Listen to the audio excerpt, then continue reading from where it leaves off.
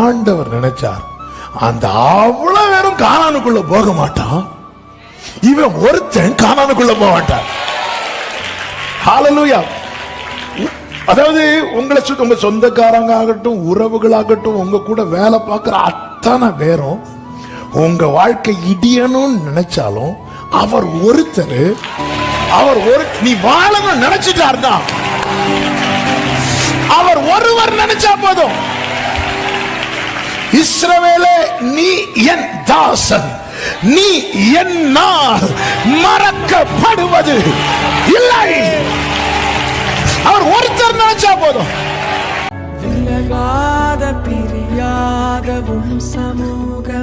எரேமியா தீர்க்கதரிசன புஸ்தகம் 32வது அதிகாரம் அதனுடைய 27வது வசனத்தை வாசிக்க கேட்கலாம்.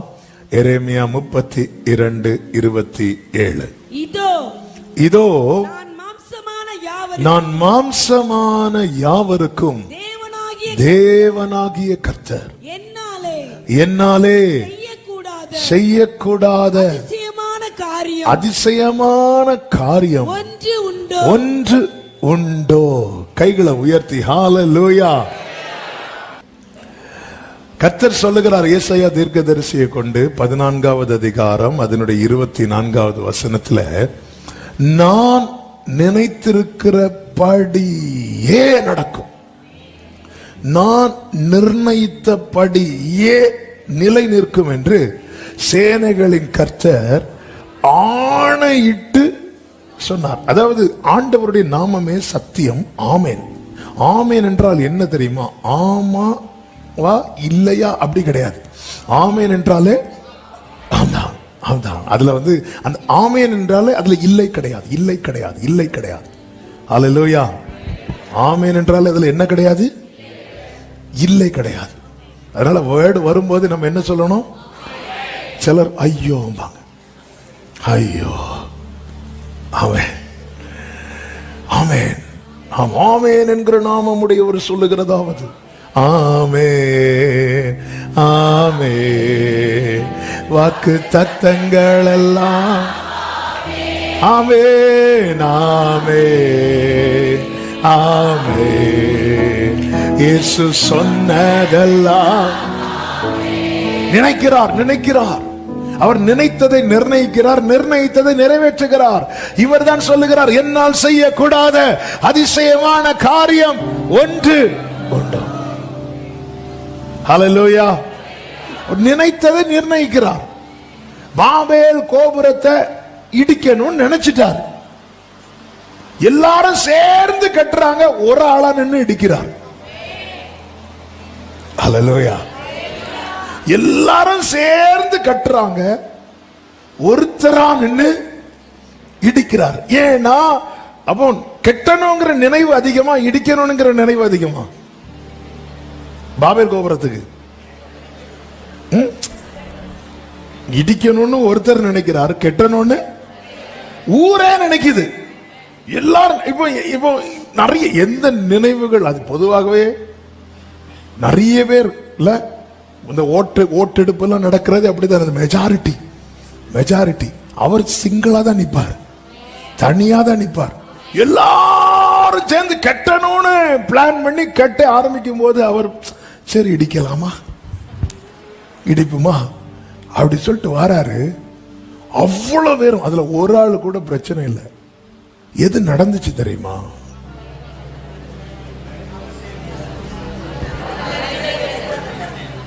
கர்த்தர் நினைத்தது. எதுக்கு இதை சொல்றேன் தெரியுமா? ஊரே உங்களை நிர்மூலமாக்கணும்னு நினைச்சாலும் அவர் ஒருத்தர் உங்களை வாழ வைக்கணும் நினைச்சிட்டார்னா,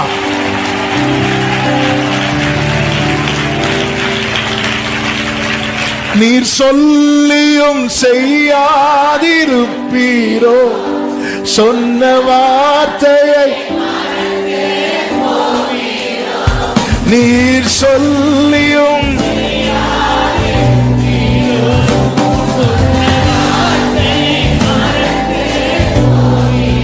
ஆமென். ஒரு முறை என்னிடம் நீர் சொன்ன குறித்திட்ட காலம் பிரியமானவர்களே, எல்லாரும் சேர்ந்து காலேப கல்லெறியணும்னு நிக்கிறாங்க.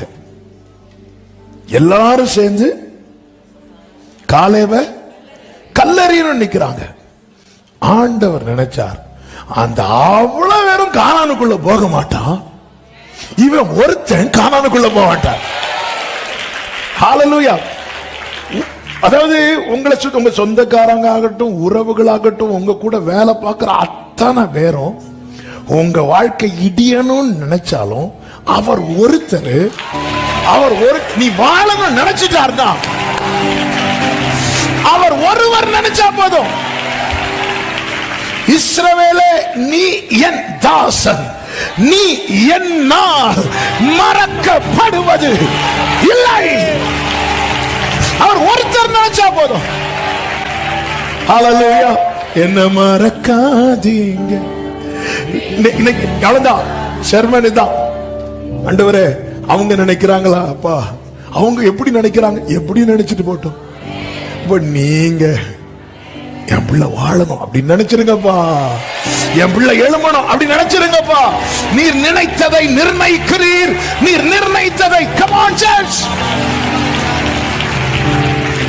ஆமே. சில சொல்லுவாங்க, அவங்க மனசு வச்சாங்கன்னா இது நடக்கும், அவங்க மனசு வச்சாங்கன்னா இது நடக்கும். அவங்க மனசு எங்க கொண்டு வைக்கிறதுக்கு? ஹல்லேலூயா. இவங்க நினைச்சாங்க இங்க. ஹல்லேலூயா, ஹல்லேலூயா. ஆமே. எல்லாராலும் செத்தவனை போல முழுவதும் மறக்கப்பட்டவன் தான் யார் தெரியுமா? தாவீது. ஆனா அவனை ஒருத்தர் நினைச்சார், ஒருவர்.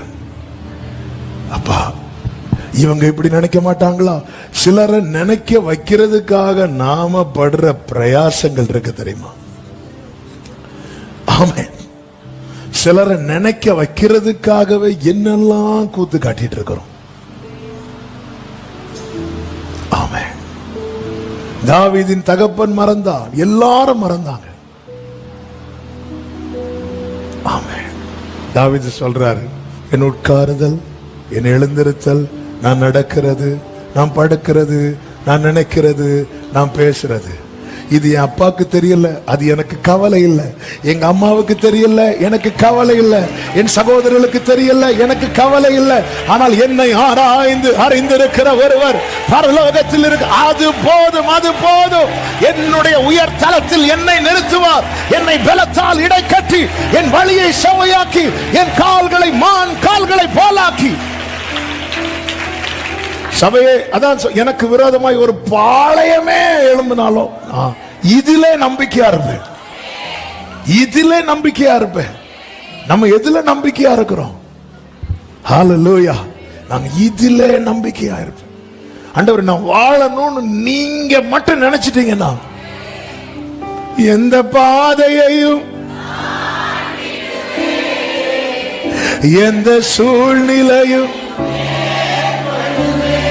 உங்க கரம் இருக்க, உங்க கரம் இருக்க.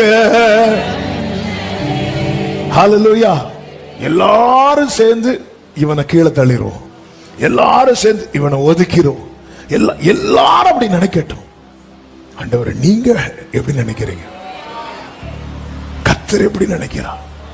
கர்த்தருடைய நினைவுகள், கர்த்தருடைய பரிசுத்த நாமத்திற்கு மகிமை உண்டாவதாக. சங்கீதம் 33:11 இப்படி சொல்லப்பட்டிருக்கிறது, கர்த்தருடைய ஆலோசனை நித்திய காலமாகவும் அவருடைய இருதயத்தின் நினைவுகள் தலைமுறை, the thoughts of his heart to all generations. தலைமுறையாக நிற்குமா? எங்க நம்ம நினைவுகள் எவ்வளவு நாள் நிற்கும் நமக்குள்ள? ஆமே. இந்த காலேஜ் ஸ்கூல்லாம் முடிச்சு போகும்போது ஆட்டோகிராஃப் எழுதுவாங்க, இப்போ உண்டான்னு தெரியல. எனக்கு நிறைய பேர் எழுதி கொடுத்தாங்க, நானும் எழுதி கொடுத்தேன். எழுதி தந்து டைரி உட்பட எழுதின நபர்கள் ஒருவரையும் காணோம். ஹல்லேலூயா. ஆனா கர்த்தர் நம்மளை பத்தி ஒண்ணு நினைக்கிறார் பாருங்க. அவருடைய நினைவுகளின் அந்த வலிமையும் அந்த மேன்மையும் என்பது அவர் அப்படி நினைக்கிறார். ஆபிரகாம் அப்படி நினைக்கிறார்னா அந்த நினைவுக்குள்ள ஈசாக்கு மட்டும் கிடையாது, தலைமுறை தலைமுறை. நம்மளை நினைக்கும் போது ஒரு நாள் நினைச்சு, சில டைம் பாருங்க, சில நல்ல மூட்ல இருக்கும் போது நல்ல நினைச்சு அப்படி செய்வோம் இப்படி செய்வோம் அப்படிம்பாங்க சொல்லுவாங்க. நினைக்கிறது தானே சொல்லுவாங்க. நினைவு நல்லாயிட்டுன்னா நிறைய நன்மையை பேசுவோம்ல. பிறகு அவங்க நம்ம பேசுறத வச்சுட்டு வந்துட்டு, நீங்க அன்னைக்கு இப்படி சொன்னீங்க, நான் சொன்னானா, எப்ப சொன்னேன், சொன்னது கூட அவங்களுக்கு திருப்பி கொண்டு வர முடியாது. ஏன்னா நினைவு அடி வாங்கிட்டு. சிலருக்கு பாருங்க, இந்த நினைவு அடி வாங்கினதும் இது யார் தெரியுமா, தெரியல, அவ்வளவு நாள் கூட பழகிருப்பாங்க, அவ்வளவு நாள் பழகிருப்பாங்க. ஒரு சின்ன ஆக்சிடென்ட்லயோ அல்லது ஒரு வியாதியிலையோ நினைவில் எங்கேயோ பிரச்சனை ஆயிருக்கும். நீங்க யார் தெரியுமா, தெரியாது, தெரியாது. கூட இருக்கிற துணையா இருப்பாங்க, தெரியாது. நினைவு அடி வாங்கிச்சுன்னா ஆள தெரியாது. எதுக்கு இது சொல்றேன் தெரியுமா, என் ஆண்டவருடைய நினைவுகள் தலைமுறை தலைமுறைக்கு நிற்கும். அதன் அர்த்தம் என்ன, இன்னைக்கு என்ன தெரியும்னு சொல்லிட்டு நாளைக்கு என்ன தெரியாதுன்னு சொல்ல மாட்டா. ஆமே, உங்ககிட்ட இருந்து நன்மையை வாங்கின அல்லது உங்களால ரொம்ப நன்மை பெற்ற பயன் பெற்றவங்க திடீர்னு ஒரு நாள் உங்களை தெரியாதுன்னு சொல்றாங்கன்னா அதுக்கு ரீசன் என்ன அப்படின்னா, உங்களை குறித்த நல்ல நினைவுகள் அவர்களுக்குள் இருந்து போய்விட்டது என்று அர்த்தம். உங்களை குறித்த நல்ல நினைவுகள் போய்விட்டது. அந்த வியாதிக்கு என்ன பேர் சொல்லுவாங்க, மறதி, அம்னீஷியாவா? ஆமா, கரெக்ட். அப்படியா? அவங்க உங்களை கல்யாணத்துக்கு கூப்பிடலையா, பாவம் அம்னீஷியா. அவங்கள்ட்ட சொல்ல நமக்கு வியாதி வந்த மாதிரி ஃபீல் பண்ணிட்டு இருப்போம். ஆமா, ஆண்டவர் மாத்தி யோசிக்க வைக்கிறார்ல. நம்ம ஏதோ நம்மளெல்லாம் கூப்பிடல, ஏய் மறந்துட்டாங்க, ஜோமன் மறதி வியாதி வந்துட்டு. அதுக்குன்னு ஸ்டேட்டஸ்ல போடாதீங்க, எங்க சித்தப்பாக்கு எங்க பெரியப்பாவுக்கு அப்படி போட்டுறாதீங்க. மறந்துட்டாங்கப்பா. ஹல்லேலூயா. மறப்பாங்க. சிங்கத்தின் கைக்கு தாவீது ஆடுகளை மீட்டதை எல்லாம் தகப்பன் மறக்கிறான். எல்லாரும் மறப்பாங்க. ஆனா ஒருவருடைய நினைவு தலைமுறை தலைமுறை.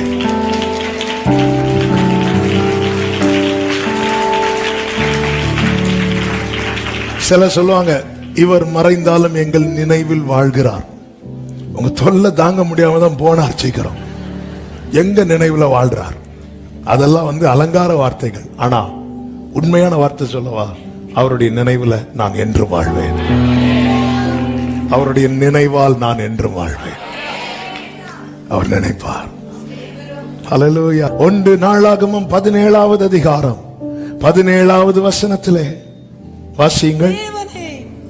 இது இன்னும் உம்முடைய பார்வைக்கு கொஞ்ச காரியமா இருக்கிறது.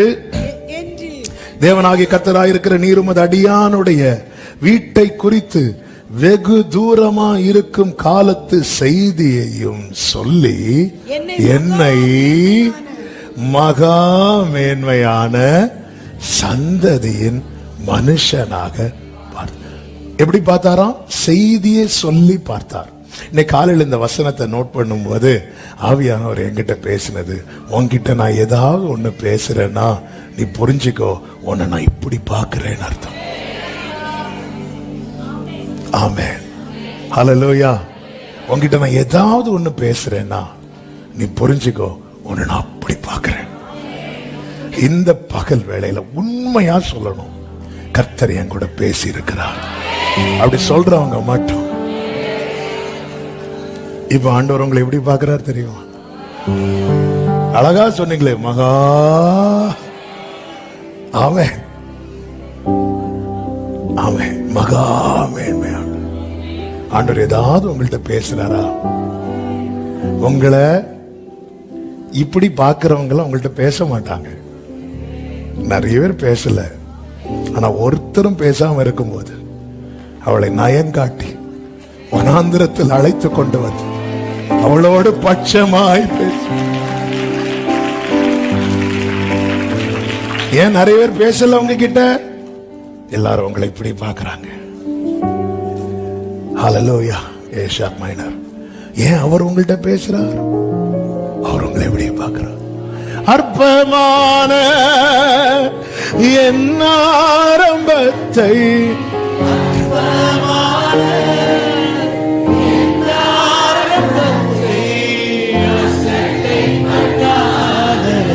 க்ளோரே அன்பா ஆமென் தயவால் ஆமென். நம்ம புலம்பலே நம்மை அற்பமாய் பார்க்கிற 1000 பேர் உண்டு. ஆனா தாவீதின் சங்கீதமே தன்னை மேன்மையாய் பார்க்கிற ஒருவர். உங்ககிட்ட கர்த்தர் பேசுறாரா? கர்த்தர் உங்களை எப்படி பார்க்கிறார் தெரியுமா? நம்ம யார்கிட்ட பேசுவோம்? யாரை எப்படி பார்க்கிறோம்? அவங்கள்ட்ட தான் பேசுவோம். அவங்க கிட்ட தானே பேச ஆசைப்படுவோம். அவங்க கிட்ட தானே பேச விரும்புவோம். தாவீதுகிட்ட பேசிட்டே இருக்கிறார், பேசுறார். ஆண்டவர் என்கிட்ட பேசுறார் அப்படிங்கிற ஒரு ஃபீல் இருக்கா? கர்த்தர் உங்களை எப்படி பார்க்கிறார்? சொல்லிட்டு அடுத்த வசனத்துல சொல்றாரு, உமது அடியானுக்கு உண்டான என்றல்ல உண்டாகும் கனத்தை பற்றி தாவீது அப்புறம் உம்மோட சொல்வது. அதன் அர்த்தம் என்ன? கர்த்தர் என்ன மேன்மையா பார்த்து என்கிட்ட பேசிட்டார்னாலே எனக்கு கனம் உண்டாக போகிறது. ஆமீன் சொல்லுங்க பார்க்கலாம். உமது அடியான் வார்த்தை வருதா? உமது அடியானுக்கு உண்டாகும் கனத்தை பற்றி கர்த்தர் என்ன அப்படி பார்த்தார். தாவீது எந்த நம்பிக்கையில சொல்றீங்க நீங்க உயர போறீங்க? கர்த்தர் என்ன அப்படி பார்க்கிறார். எந்த நம்பிக்கையில சொல்றீங்க நீங்க ஆசீர்வதிக்கப்பட போறீங்க? கர்த்தர் என்ன அப்படி பார்க்கிறார். எதை வச்சு சொல்றீங்க? அவர் என்கிட்ட பேசுறாரு. பேசுறாரா? அவங்க கிட்ட பேசுறாரா? எத்தனை பேர் லிட்டரலா நான் கர்த்தர் என்னோடு தான் பேசுகிறார் அப்படிங்கறத என் வாழ்க்கையில அனுபவிச்சிருக்கிறேன்னு சொல்றாங்க?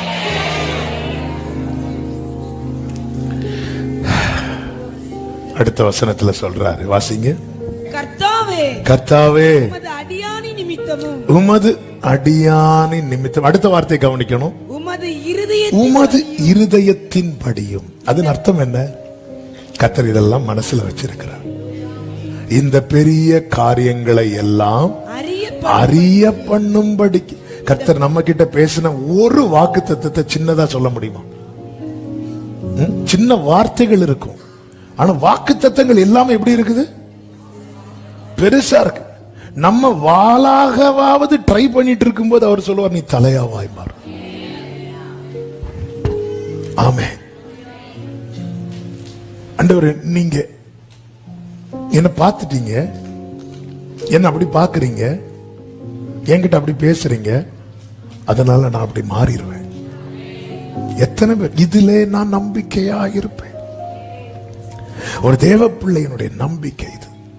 எரேமியாவை கர்த்தர் தீர்க்கதரிசியாய் பார்த்தார். எரேமியா சொல்ற, நான் சின்ன பிள்ளைன்னு. கர்த்தர் விட்டாரா? விடல. எரேமியாவை இப்ப நமக்கு யாரா தெரியும்? தீர்க்கதரிசியா தான் தெரியும். சவுலை கர்த்தர் ராஜாவாக பார்த்தார். சவுல் சொல்றாரு சாமுவேல்ட்ட, இப்படிப்பட்ட வார்த்தையில ஏன் என்கிட்ட சொல்றீங்க அப்படிங்கிறார். விட்டாரா கர்த்தர்? சவுலை நமக்கு யாரா தான் தெரியும்? ராஜாவா தான் தெரியும். பேதுருவை கர்த்தர் மனுஷனை பிடிக்கிறவனாய் பார்த்தார். பேதுரு இங்க மீன் பிடிக்கிறதுல ஃபுல் அரியரை வச்சிட்டு இருக்கிறார். நம்மள மாதிரி. கர்த்தர் விட்டாரா? இல்ல. பேதுரு நைட்டு ஃபுல்லா வலை போட்டு உனக்கு ஒரு மீன் கிடைக்காம இருக்கலாம், ஆனா உன்னை நான் மனுஷனை பிடிக்கிறவன் ஆக்கிட்டேன்னா நீ போடுற வலையிலேயே 3000 மீன்கள் வரும். ஆமே. அது போலதான் அழைக்கப்பட்ட இன்னைக்கு ஆண்டவர் என்ன அப்படி பெருசா வச்சிருக்கிறாரா அப்படிங்கிற கேள்வியோடு ஒருவேளை கேள்வி இருக்கலாம். நல்லா புரிஞ்சுக்கோங்க, கர்த்தர் பெரியோரையும் ஆசீர்வதிப்பார்.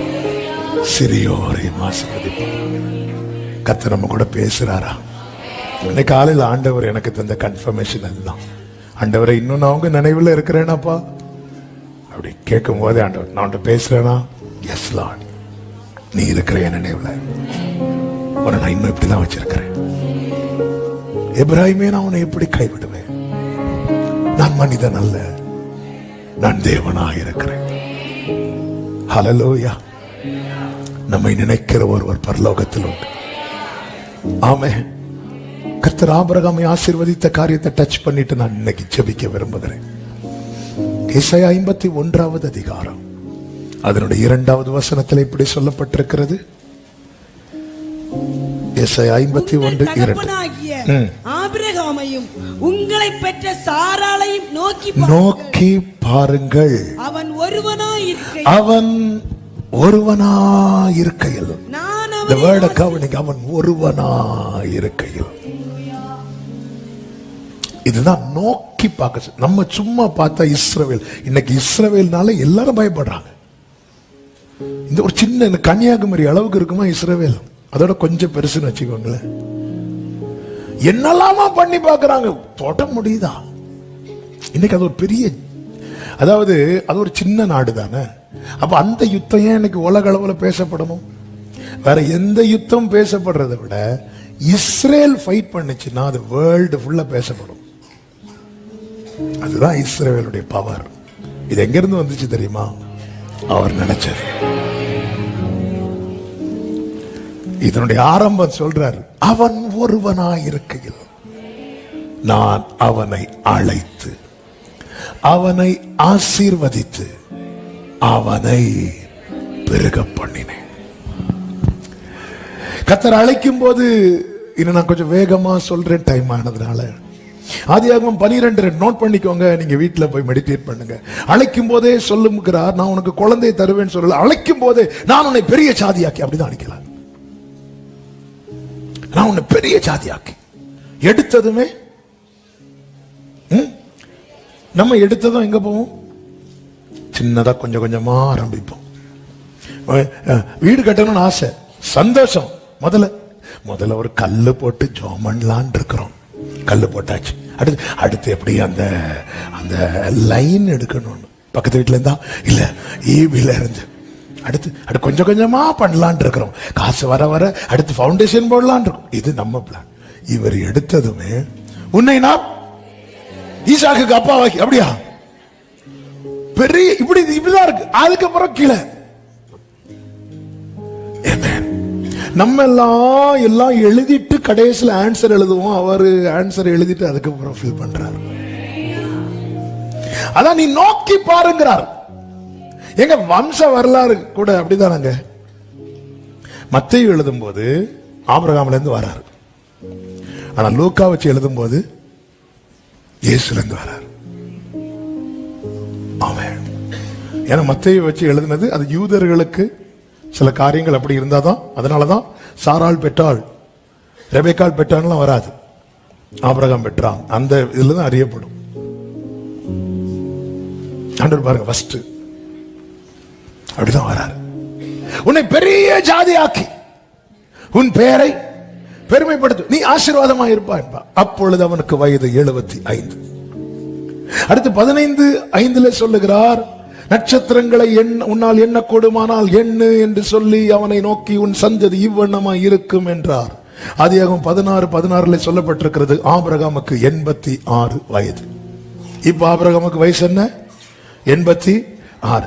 17:1 இருக்கிறது ஆபிரகாமுக்கு 99 வயது. அப்பொழுதும் கர்த்தர் சொல்லுகிறார் 2வது வசனத்துல, உன்னை மிகவும் திரளாய் பெருக பண்ணுவேன். 17வது வசனத்திலே சொல்லப்பட்டிருக்கிறது, ஆபிரகாம் முகங்குப்புற விழுந்து நகைத்தான். 18வது அதிகாரம் 12வது வசனத்திலே சொல்லப்பட்டிருக்கிறது, சாராள் தன் உள்ளத்திலே நகைத்தாள்.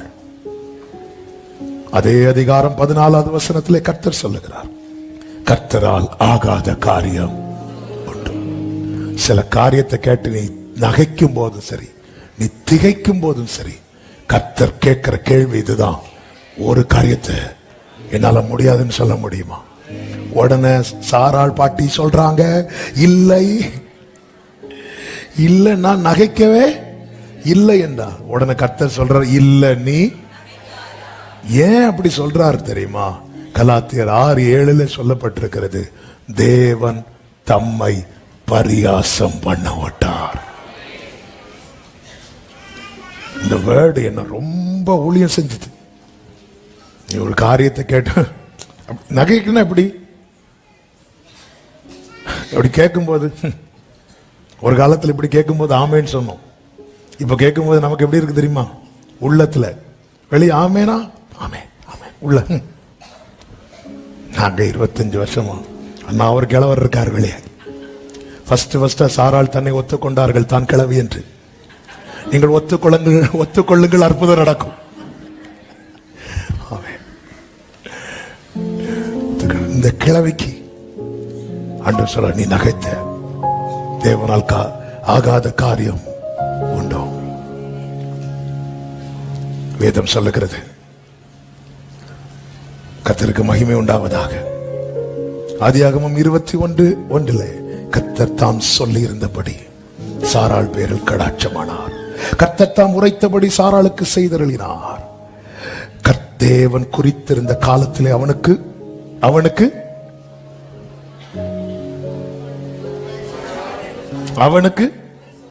கரெக்டா சொல்லு, அவனுக்கு ஒரு குமாரன். வாக்குத்தத்தம் என்ன? பெரிய ஜாதி.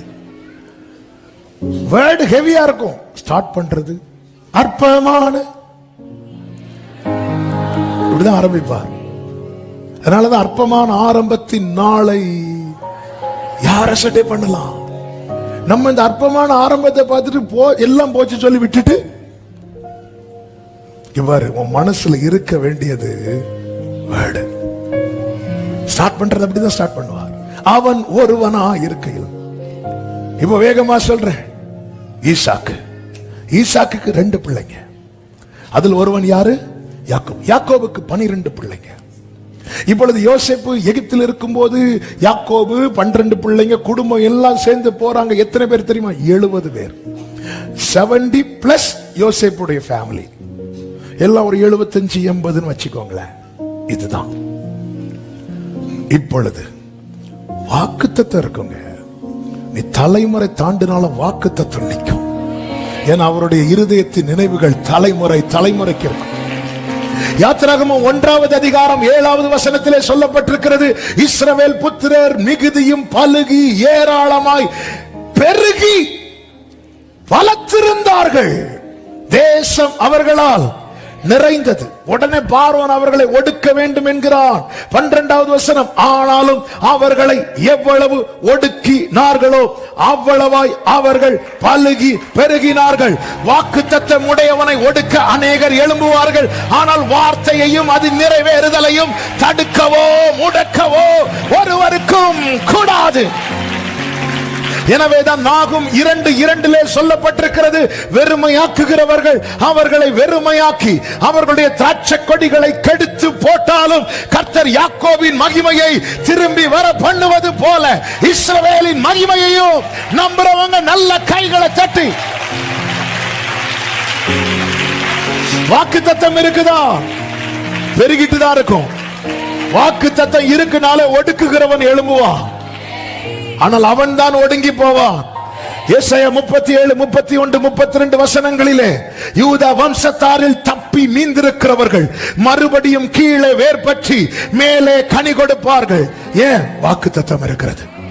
மீந்திருக்கிறவர்கள் எருசலேமிலும் தப்பினவர்கள் சீயோன் மலையிலும் இருந்து புறப்படுவார்கள். அடுத்த வார்த்தையை பாருங்க, சேனைகளுடைய கர்த்தரின் வைராக்கியம் இதை செய்யும். ஏன் ஆண்டவர் இப்படி செய்றீங்க? தேவன் தம்மை பரியாசம் பண்ண விட்டார். ஹல்லேலூயா. இப்ப இஸ்ரவேலர்களுக்கு விரோதமாக பார்வோன் பயங்கரமா செய்றான். எகிப்துக்குள்ள என்றாகும் போது 70 எகிப்தை விட்டு வெளியே வராங்க. யாத்திராகமம் 12:37 அவர்கள் பிள்ளைகள் தவிர 6 லட்சம் புருஷராயிருந்தார்கள். ஆமென். 6 லட்சம் புருஷர்கள். இப்ப மோசே வழிநடத்தி கொண்டு போகிறான். எத்தனை பேர் இப்ப இருக்கிறாங்க? எங்கிருந்து ஆரம்பிச்சது? 1, அடுத்து 2, அடுத்து 12, அடுத்து இது என்ன கணக்குல பெருகுது? இது என்ன கணக்குல 2 மடங்குன்னு சொல்லவா இல்ல 12 மடங்குன்னு சொல்லவா? சரி 70 இருந்து 6 லட்சம், இது என்ன கணக்கு? பல மடங்கு தான். இது என்ன கணக்கு? கணக்கு எப்படி போட்டாலும் டேலி ஆகுதா? ஏதாவது ஒரு கணக்கு வேணும். யோபுக்குன்னு ஒரு கணக்கு இருக்குல்ல, யோபுக்கு எது எதான் போச்சோ அதெல்லாம் 2. இதை என்ன கணக்குக்குள்ள கொண்டு வருவீங்க? வாக்குத்தத்த கணக்கு. இதுதான் அவருடைய நினைவு. கால்குலேட்டரை கொண்டு போனா ஹேங் ஆயிரும், தூக்கி போட்டு உடைச்சிருவேன். நம்ம எல்லாம் நம்ம கால்குலேட்டர் எடுத்துட்டு போறோம்.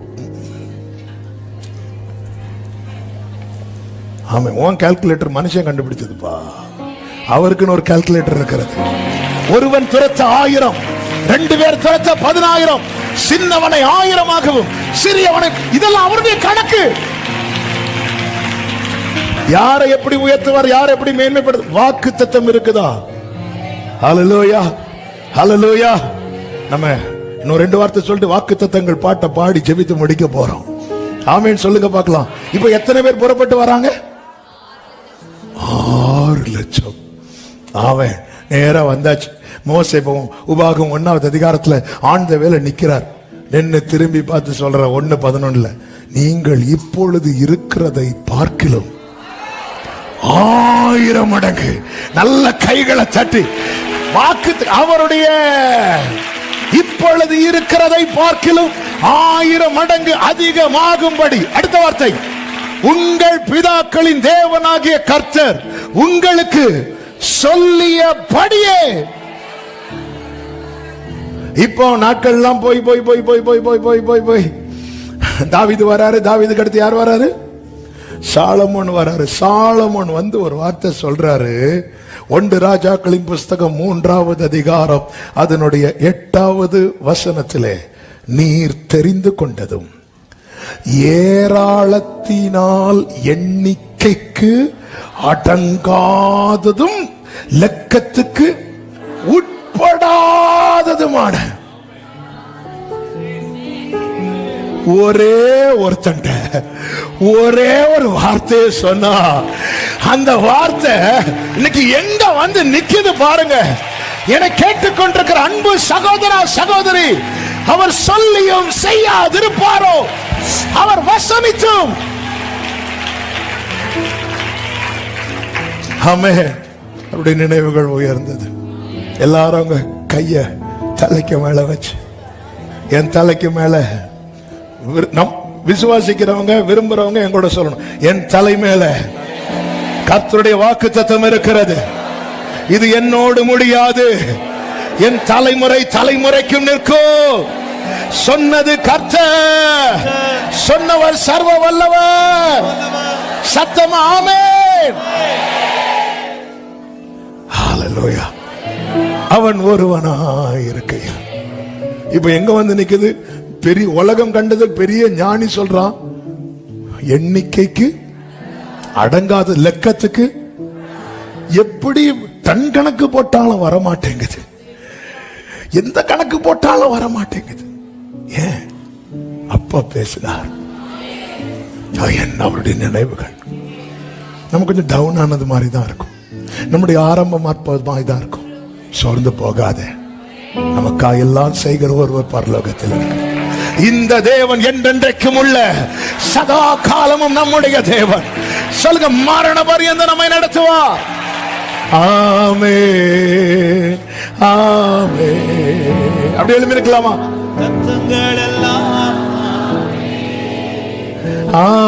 ஆமென். இயேசு சொன்னதெல்லாம் நம்பிக்கையோடு அப்படி எழும்பும் போதே நம்ம மைண்ட்ல உடனே என்ன வரணும் தெரியுமா? ஆபிரகாமுக்கு சொன்ன வார்த்தை இல்ல, நமக்கு சொன்ன வார்த்தை வரணும். சொல்லி இருக்கிறாரா? சொல்லி இருக்கிறார். ஆமென் என்னும் நாமத்தை உடையவர். ஹல்லேலூயா. கர்த்தர் நல்லவர். எல்லாரும் சேர்ந்து இந்த கோரஸை நம்பிக்கையோடு பாடி கர்த்தரை கொண்டாடுவோம். எல்லா நல்ல கைகளை தட்டி ஆமென். வாக்குத்தத்தங்கள் கிறிஸ்துவுக்குள்ளே ஆமென்று இருக்கின்றதே. வாக்குத்தத்தங்கள் ஆமென் என்றோ அவர் சர்வ வல்ல தேவனாயிருப்பதா வார்த்தைகள் எல்லாம் நிறைவேறும். அவர் உண்மை உள்ள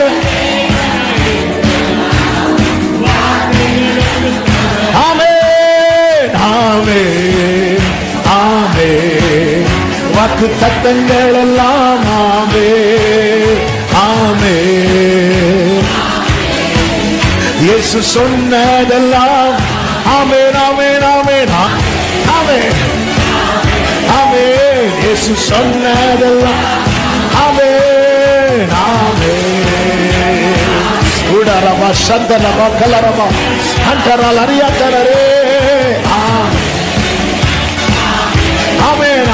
கடைசியா சொல்லுங்க, ஆகும் ஆகும் சொல்லுவோமா?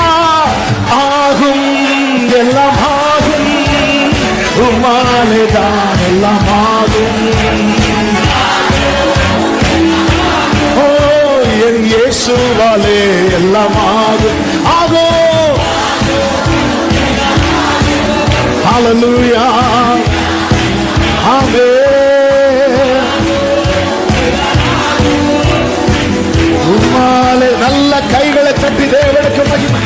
முழு பலத்தோடு முழு பலத்தோடு அவருடைய நினைவுகள் தலைமுறை தலைமுறைக்கு நிற்கும். ஹல்லேலூயா ஹல்லேலூயா ஹல்லேலூயா. நன்றி ஆண்டவரே. ரெண்டு கைகளை உயர்த்தி நன்றி ஆண்டவரே. நம்புவே இறுதி வர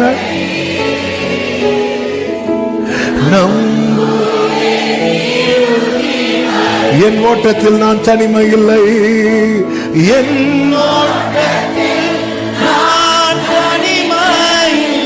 ஓ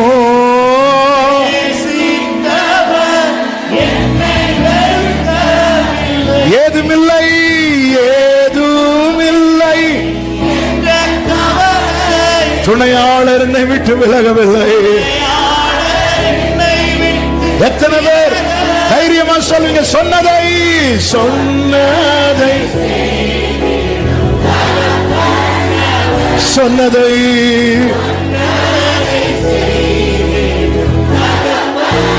நம்புவே.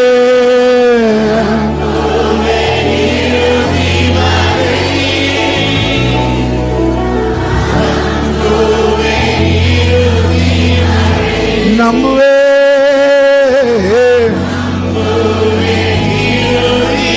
Jesus.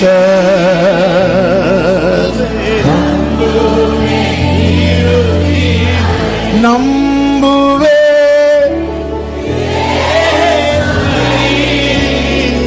நம்புவே இயேசுவை.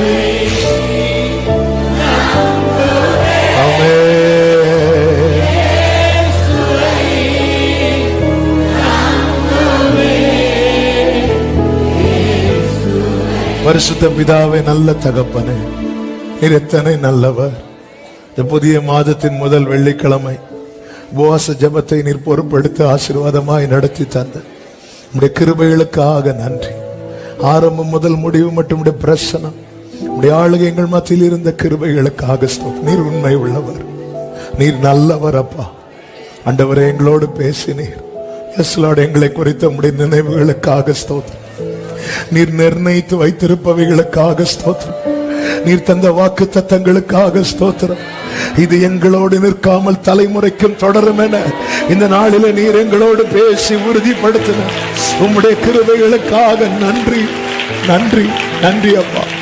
ஒவ்வொருவரையும் மனதார வாழ்த்தி ஆசீர்வதிக்க ஆண்டவரே, ஆபிரகாமை குறித்த சாட்சி இன்று எப்படி பேசப்படுகிறதோ அப்படி உம்முடைய பிள்ளைகளை குறித்த சாட்சிகளும் பேசப்படுவதாக கர்த்தர் ஆளுகைக்குட்படுத்தி ஆசீர்வதித்து இவர்களை குடும்பமாய் பாதுகாத்து இவர்கள் வாசஸ்தலங்களுக்கு நீர் இரக்கம் செய்யும்படி செபிக்கிறோம். கண்மணி போல காத்து கொள்ளும். கிருபை உண்டாகட்டும். சமாதானத்தோடு அனுப்பி சாட்சியாய் கொண்டு வாரும். ஆங்காங்கே இருந்து ஆன்லைன் மூலமா இணைந்திருக்கிறவர்களை அப்படியே சொல்லி வாழ்த்தி ஆசீர்வதித்து செபிக்கிறோம். எல்லா மகிமை கனம் துதி ஸ்தோத்திரங்கள் அனைத்தும் ஒருவருக்கே செலுத்துகிறோம். இரட்சகர் இயேசு கிறிஸ்துவின் நாமத்தில் பிதாவே, ஆமென். என் ஆத்துமாவே கர்த்தரை ஸ்தோத்திரி, முழு உள்ளமே அவருடைய பரிசுத்த நாமத்தை ஸ்தோத்திரி. என் ஆத்துமாவே கர்த்தரை ஸ்தோத்திரி. கர்த்தர் செய்த சகல உபகாரங்களை மறவாதே. ஆமென். நம்முடைய கர்த்தராகிய இயேசு கிறிஸ்துவின் கிருபையும் பிதாவாகிய தேவனுடைய அன்பும் பரிசுத்த ஆவியானவருடைய ஐக்கியமும் சிநேகமும் பாதுகாவலும் நம் அனைவரோடும் எல்லா பரிசுத்தவான்களோடு கூட கர்த்தருடைய வருகை மட்டும் தங்கி இருப்பதாக. ஆமென். ஹல்லேலூயா. God bless you. சமாதானத்தோடு போய் வாருங்கள். கர்த்தர் உங்களை ஆசீர்வதிப்பாராக. ஆமென்.